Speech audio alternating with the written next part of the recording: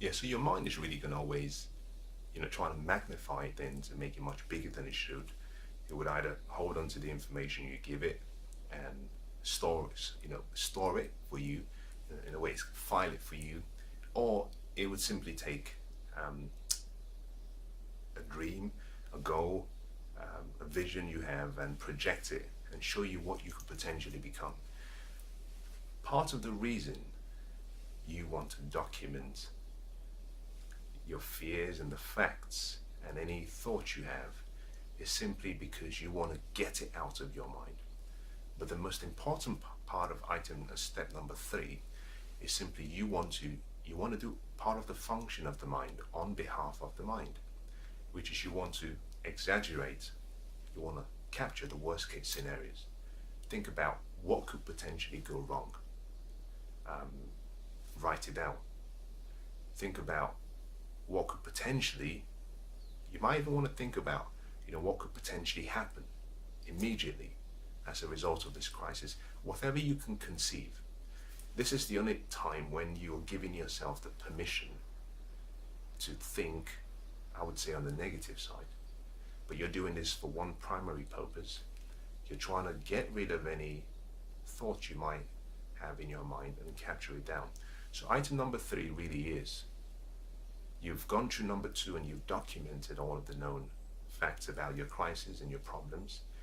And then number 3 was simply, on the same sheet of paper, on a different sheet of paper, identify all of the facts and fears and doubts, and this have to be exaggerated.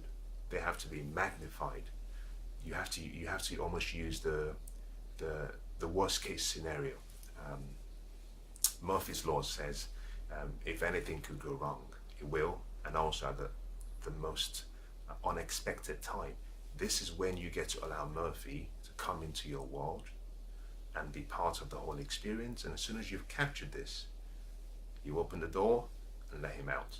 Now, once you've done this, this allows you to move very quickly now into step number 4. Now, step number 4 is you have to, with the captured information, scale it up. Score it. Score it. Now, what does that mean? That simply means that you take each and every crisis, each and every problem, and give it a score on a scale of 0 to 10. Now, to do this, let me give you perhaps 2 examples. Let's say you are trying to assess what you would score a 10. This is my view of a 10, assuming a 10 is the worst case, the worst, and a 0 is the least.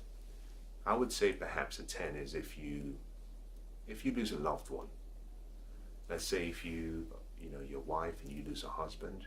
I think that's a tragedy. I think that's just too sad to lose someone you love and you care about. If you're a husband and you lose a wife, if you're a father or mother and you lose a child, or if you're a child and you lose a parent, whatever form of loss, I would call that a 10, because that is something that is just devastating. On the other hand, let's use another one. Let's say you have just been informed that you have a critical illness and you have 4 weeks to live. Now, I will consider that as a 10 as well. Now, with those 2 in mind, why don't you score each of your problems and your crisis in comparison on a scale of 0 to 10 in comparison to the 2 examples. Now, I know very much that the way you think of time as being relative is that every crisis or every problem is relative to the individual. That one person's crisis to another might appear to be, something quite easy to deal with. But remember this, that one of the things that we do not have, every human being is endowed with so many gifts. I believe that we are really the height of creation. We have a free will, we have the power of choice, we have an imagination, we have a conscience as well. Is that we have everything. In addition to that, we have a brain, with more than 10 billion cells, that we can do anything we want to do. But the one thing we do not have, and the one gift that we were never given, is the ability to feel what someone else is feeling exactly as they feel that experience. That we do not have it. No matter how much you care for, you love, no matter how much you passionately desire someone, is that you cannot feel exactly what another person is feeling. And for that reason, every crisis is unique to the individual. But in this instance, I want you to overlook the fact that you cannot really compare one crisis with another. But I want you to use the two examples I provided as a benchmark and simply say, if I lost someone, if I really lost someone I loved, or if I was just informed that I have a critical illness, how would this new crisis I have or problem I have, how would it compare really against these two items? So give it a score. The reason you want to score it is simply because you cannot manage anything that you cannot measure. To manage anything in life, you have to be able to measure it. And giving it a score helps you measure where you are, and once you've measured it, you can manage it. It's quite interesting. I really see every crisis or every problem like a project. And that might sound a bit strange, but that's really what it is. It's a project that has come. It has a timeline. It has inputs. It has outputs. There will be activities in between.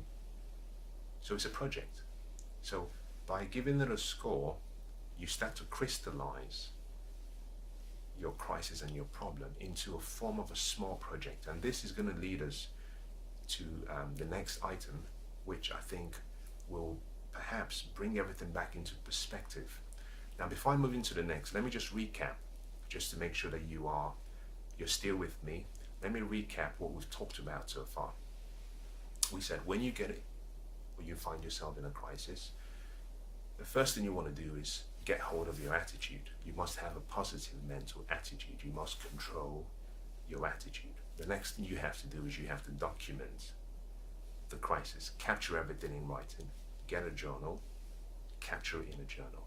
Once you've captured it in a journal, you want to go to item number 3, or step number 3, which is simply identify all of the fears, all of the facts, all of the doubts, all of the worst case possible occurrences that could take place as a result of that crisis.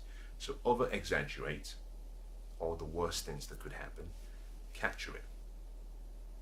Now, once you've done that, you're now ready to score it, which is where we got to, which is give a score to each and every crisis. This leads us to item number 5 now. That because you now have what I see as maybe a baby or small project, a baby project, is every project has what I call a program, or every medium or large size project has a program, which is really, a program is really a timeline with all of the activities that need to take place in a sequence, such that you can identify when each activity will be completed, and it gives you an indication on progress and when you will finish the project. Because you've quantified each item now, what you can do, or what you should do next, is give it a timeline. Now, you do this in 2 ways. A timeline could be something that has come as part of the crisis.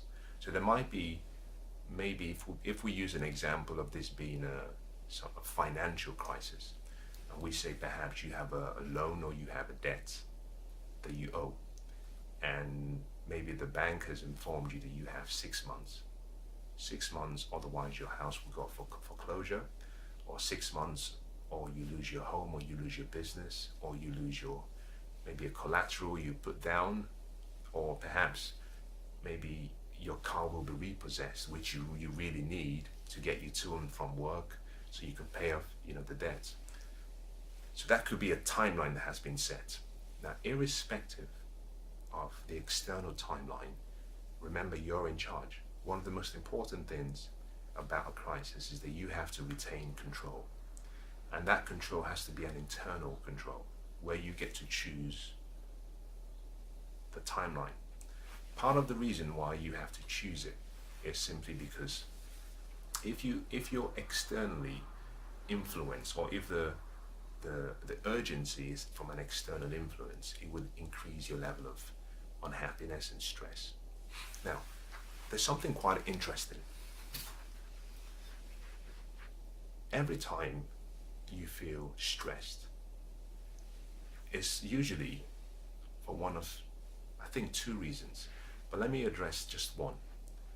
The reason is because you have either made the activity a lot more urgent than it should have been, or you've left in so late to the point where you're in a state of reaction rather than responding. Is that every time you're reacting, it means you, maybe in some cases, you haven't planned, you weren't expecting it, and so therefore you're having to think on the spot, you're having to react. Now, responding, on the other hand, has to do with you having perhaps taken some steps, and when things happen, you just simply respond. So let me give you a classic example. Let's say you have a child, and you're perhaps in the kitchen, you're cooking, and your child comes to you and starts to pull your leg, mommy, mommy, mommy. You might actually react by saying, "What's the problem? What's it? Go away." You see, that is reacting.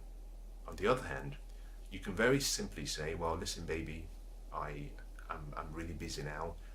Just be patient. Give me 30 seconds. Give me a minute, and I'll attend to you."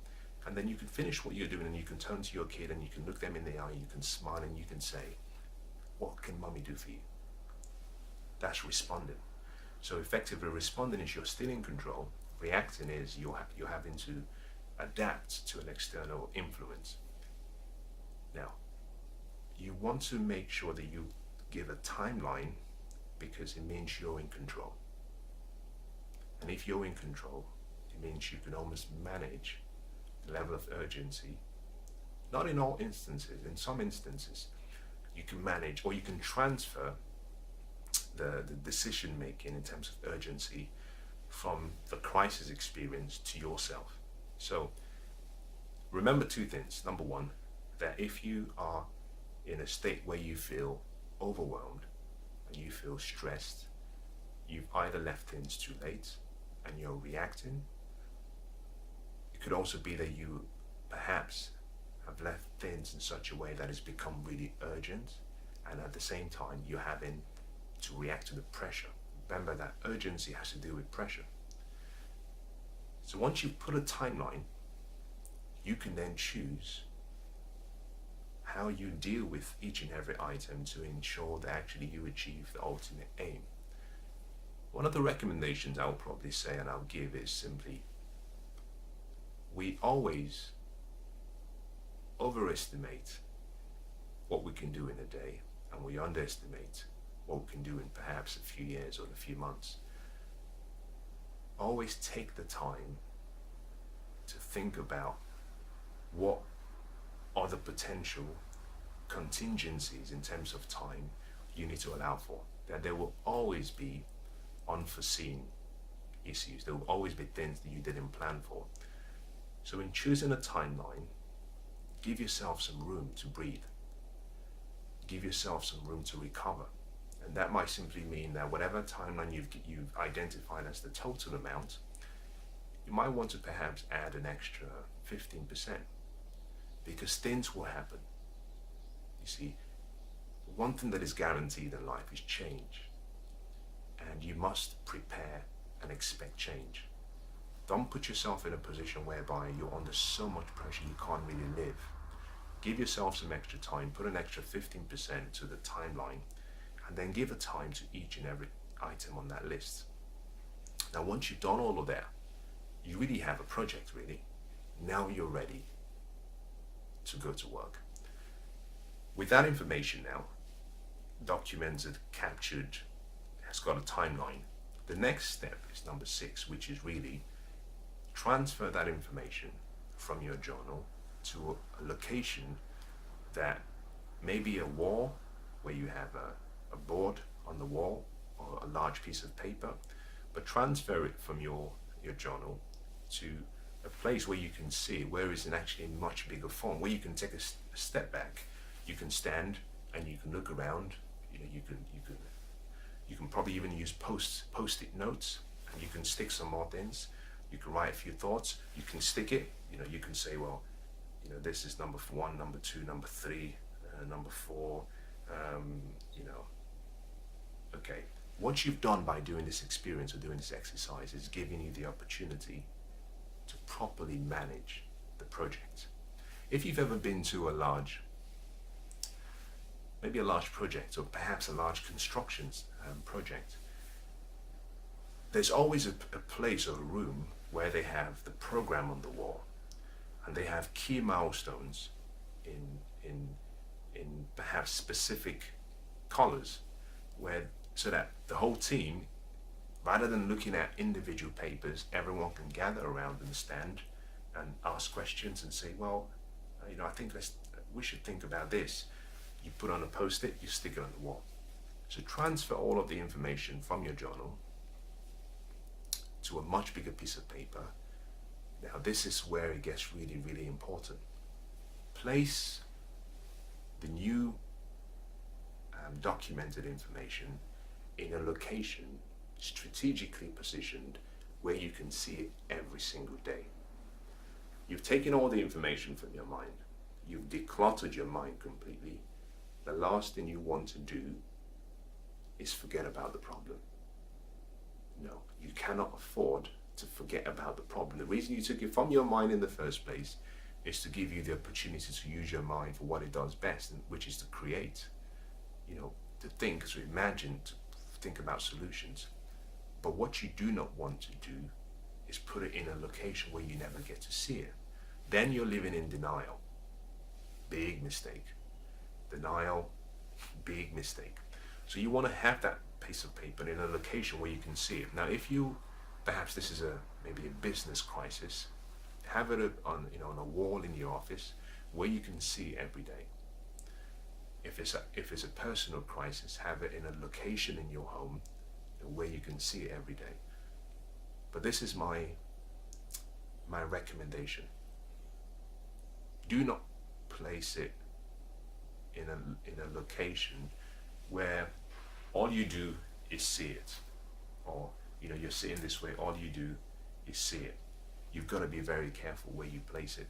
It has to be strategic, because if you put in a location where you can see every single moment of the day, you start to think about it, because the mind can only move towards a dominant thought, and pictures and images is a very useful gate into your mind, because what you see and what you hear will always control your focus. Your focus will always control your feelings. So you cannot afford to have this feelings of worry and problems constantly flooding your mind. So you want to have it in a place where you can see it regularly, but not strategically placed in such a way that it's always in front of you.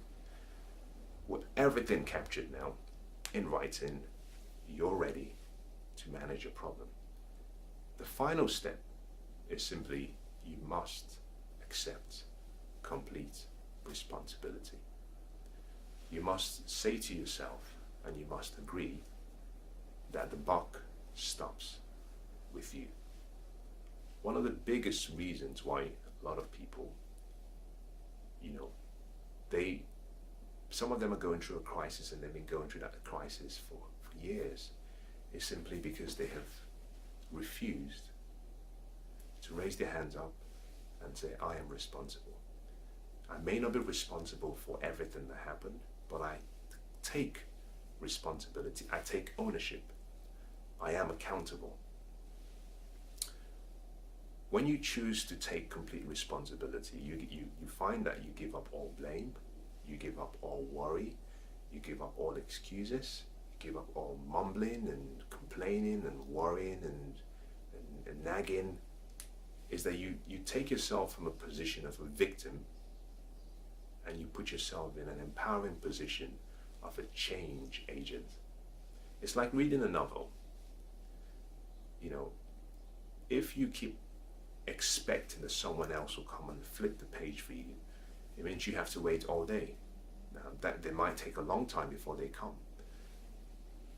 On the other hand, if you decide, I'm responsible, it means you can flip the page whenever you want.